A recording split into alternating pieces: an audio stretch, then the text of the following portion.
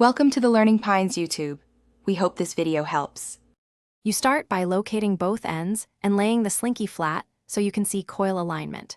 Once done, hold one end firmly with your non-dominant hand to prevent new twists while you inspect the other end for the first tight kink. Make sure to work in good light and clear space so the coils can spread without catching. This lets you track progress and reduces risk of making deeper tangles as you begin gentle manipulations. You now focus on the complex middle by isolating one tight kink at a time. Pinch close to the problem and apply slow alternating pulls to encourage slack without stretching.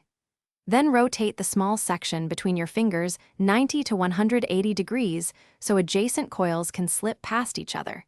This reduces friction and prevents new snarls.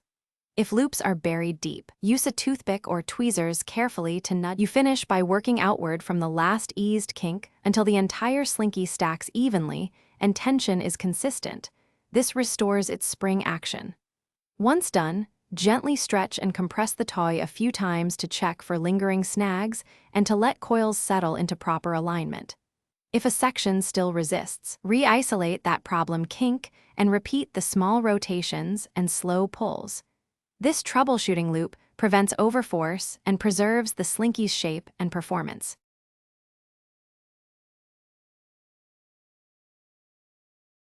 Thanks for watching. Consider subscribing if we helped you.